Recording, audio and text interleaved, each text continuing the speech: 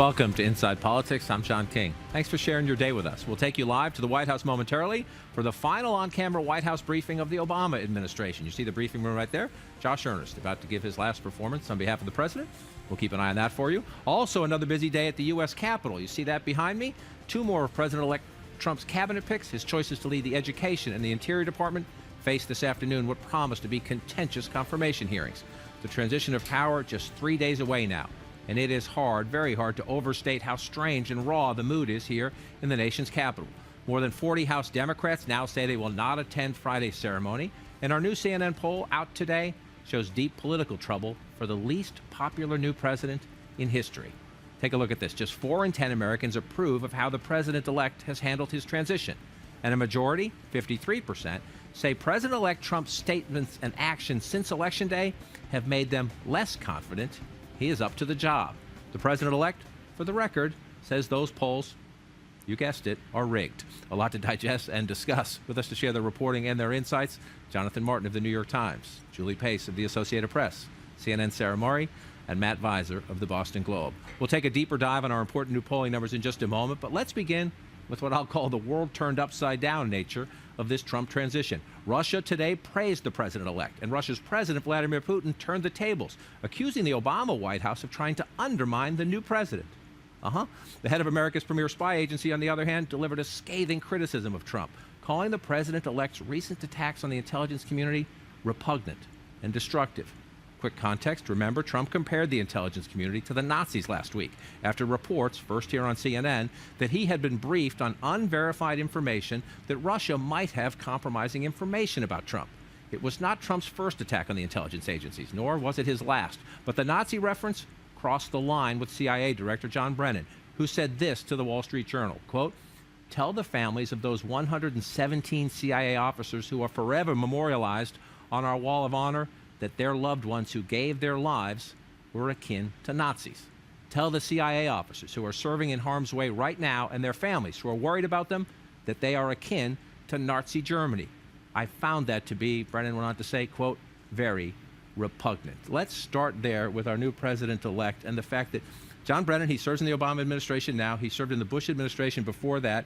He is a public servant. He's also part of the Washington establishment. How much of this is that they are genuinely mad, angry, furious, and worried about the new president? And how much is it that the establishment just can't handle that Donald Trump is going to do things so very differently? I think it's probably a combination of both. But if you're someone like John Brennan and you have worked in the intelligence community for essentially your entire career, to see someone like Donald Trump come out and really, I think, cross a line with comparing the intelligence agencies to Nazis, I think he just couldn't stand for that anymore. I think he's trying to send a message to Trump that the intelligence community, even when he leaves, is going to continue to find ways to push back at this. Trump, I think, is learning that the intelligence communities have power. They have the ability to get information out. But then there is a piece of this that is just the establishment being uncomfortable with the fact that Trump is willing to say these things. I think, too, that these are things that these are discussions and animated discussions that took place before, but they were private. I mean, they were in the Oval Office, or they were, phone calls or personal meetings or during the briefings.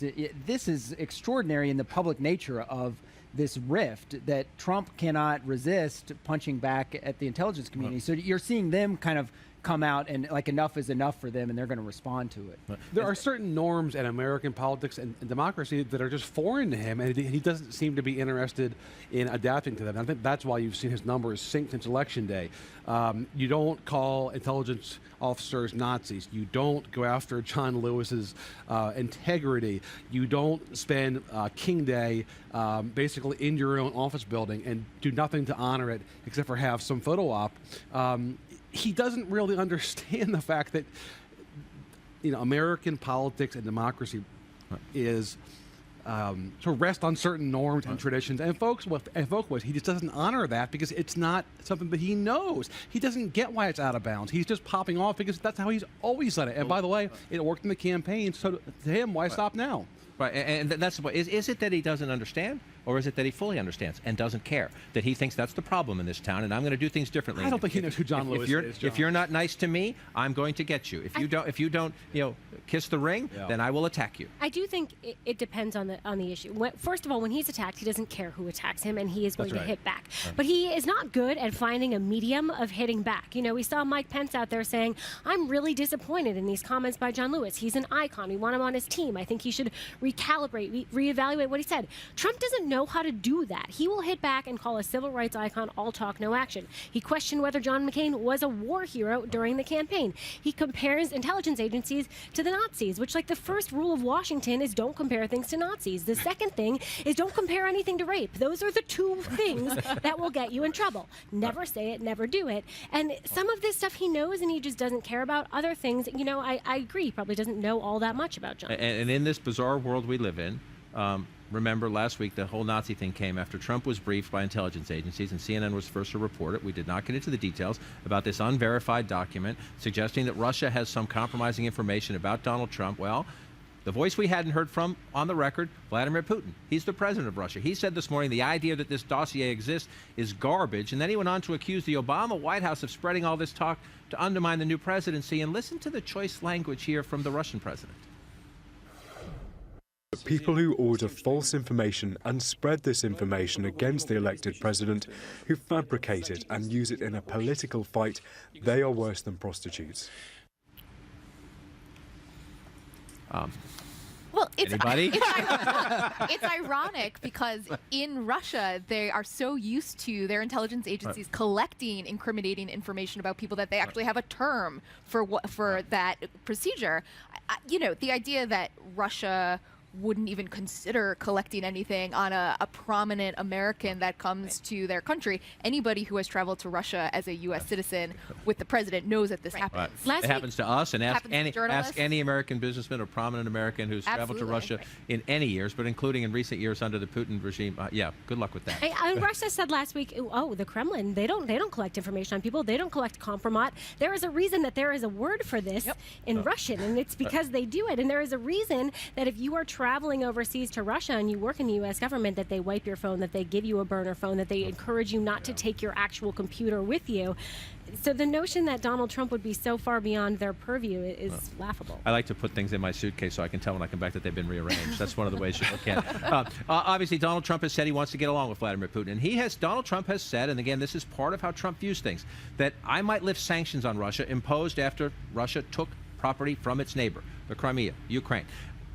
Donald Trump says, if I can get a good deal on nuclear weapons, maybe I'll lift those sanctions. That's how he views the world. Make a deal. Listen to John McCain saying, no, not with this guy.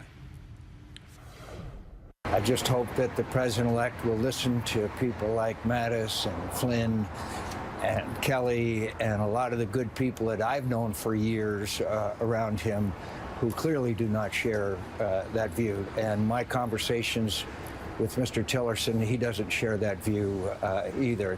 There's no moral equivalent there. Vladimir Putin is the guy that has sent airplanes with precision weapons to strike hospitals in Aleppo, killing thousands of innocent men, women, and children. He's a thug and a butcher. Thug and a butcher. It's just interesting that we're having this conversation. We're 3 days in advance of an inauguration. Normally, you're upbeat. Washington's getting ready. We're getting ready to celebrate our democracy, no matter who won or lost. You're talking about the 100-day agenda, and we'll get to some of that. It's an important domestic agenda. But that the world is on edge as well, and that the hawkish Republican establishment like Senator McCain continue. They thought after the election Trump would turn, pivot, say, okay, I get it. But they feel like they still need to remind him Putin's a little different, that this guy is not somebody who you can just say, yeah, we'll be friends now. And this collision, I think, is coming between McCain and Trump. And there's no real love there, you can tell. And I think for now, Trump is appealing to his party and his base because he, as my colleague Clem Thrush says, is hitting two of his favorite chew toys, the media and Democrats. The second that stops and the conflict moves to Trump and his own party, whether it's with McCain and Graham on Russia, whether it's with more small government conservatives on the healthcare law, that's when this is going to be a much more fascinating dynamic. Because right now, Trump has a sort of measure of goodwill from his own party because the base still likes him and because, again, he's focusing on the media and Democrats mostly. Let's just wait until that changes. It's interesting, though, to watch. The Vice President of the United States is in Ukraine today, saying you need to keep the sanctions in place. That is very rare, 3 days before the next inauguration, that the sitting administration sends its number 2 to the neighborhood, essentially, again, to say, that A, to tell them, we're going to try to work this guy to keep the sanctions in place, but B, as a message to Donald Trump. And then the question is, you heard McCain. The Republicans like the national security team. They're going to approve Rex Tillerson. They have some questions about him. General Mattis they like.